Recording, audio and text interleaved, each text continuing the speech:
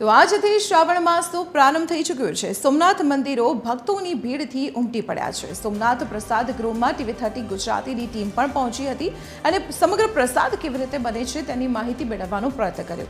સોમનાથમાં 3 પ્રકારના પ્રસાદ બને છે: મગજના લાડુ, મોહનથાળ અને ચૂરમાના લાડુ। પ્રસાદમાં શુદ્ધ ઘીનો ઉપયોગ કરવામાં આવે છે।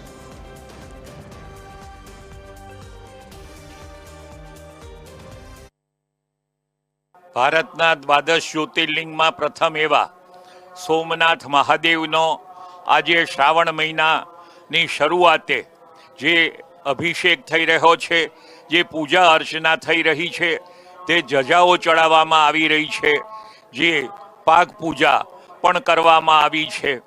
આ દરેકની પાછળ શ્રદ્ધાળુઓમાં રહેલી શ્રદ્ધા અને ઉત્સાહ કારણભૂત છે। જેમ જેમ વર્ષો વીતતા જાય છે તેમ તેમ ભારતના અનેક ભાગોમાંથી યાત્રિકો અહીંયા આવતા જાય છે।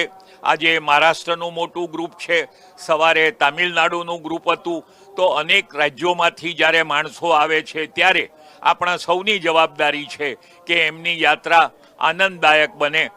પવિત્ર શ્રાવણ માસનો પ્રારંભ થઈ ગયો છે। TV30ની ટીમ સોમનાથ મંદિરમાં ઊભી છે। સોમનાથ ટ્રસ્ટના અત્યારે હાલ અમે જે જગ્યા ઉપર ઊભ્યા છે તેને પ્રસાદ ગૃહ કહેવામાં આવે છે।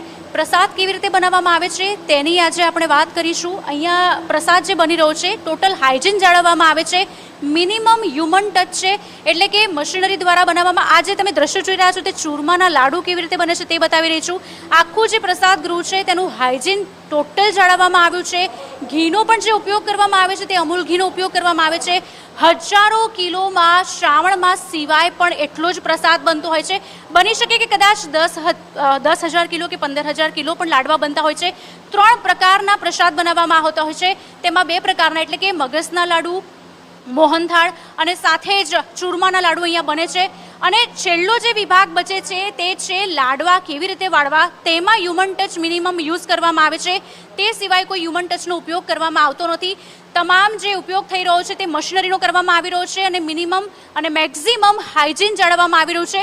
આગળના દ્રશ્યો કેમેરામેનને કહીશ બતાવે કે કેવી રીતે તેઓ મોહનથાળ બનાવી રહ્યા છે, કે એક જે મશીન છે તેમાં ઘી અમૂલનું મૂકવામાં આવ્યું છે અને તમામ જે મોહનથાળનો લોટ છે તેમાં મૂકવામાં આવી રહ્યો છે। એટલે આપ જોઈ શકો છો કે કેવી રીતે મોજા પહેર્યા છે, તમામ જે કીટ છે તે પહેર્યા બાદ જ આ જે પ્રસાદ ગૃહ છે તેમાં પ્રવેશ આપવામાં આવે છે અને પ્રવેશ આપ્યા બાદ જે તમામ છે તે વસ્તુઓની શરૂઆત કરવામાં આવે છે। તમામ હાઇજીન સાથે જ જે પ્રસાદ છે તે ભક્તો સુધી પહોંચાડવામાં આવે છે।